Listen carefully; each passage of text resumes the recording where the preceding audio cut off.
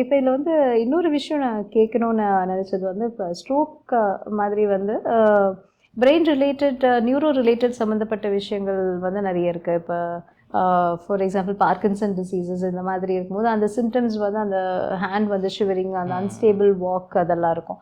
அந்த மாதிரி பார்க்கின்சனிசம் பேஷண்ட்ஸுக்கோ இல்லை டிமென்ஷியா பேஷண்ட்ஸுக்கோ நம்ம என்ன மாதிரி ரீஹேபோ இல்லை அந்த கண்டிஷன்ஸ் வந்து வேர்சன் ஆகாமல் மெயின்டைன் பண்ணுறதுக்கு என்ன மாதிரி இதை நம்ம பண்ண முடியும்? அகைன் இந்த பார்க்கின்சன் பார்த்தீங்கன்னா டோப்பமைன் லெவல் வந்து பிரெயினில் வந்து கொஞ்சம் ஆல்ட்ரு ஆகிறதுனால வரக்கூடியது தான் வந்து இந்த ப்ராப்ளம் வருதுங்க. ஸோ பேசில் கேங்லியன் சொல்லுவாங்க. ஸோ அதோட பிரச்சனை வரதுனால ஸோ அவங்களுக்கு வந்து பார்த்திங்கன்னா அவங்களுக்கு வந்து ப்ராப்பராக வந்து வாக் பண்ண முடியாது, ஒரு கோஆர்டினேஷன் இருக்காது, பேலன்ஸ் இருக்காது. ஸோ இந்த இதெல்லாம் வந்து சிம்டம்ஸ் ஸ்டார்ட் ஆகும்.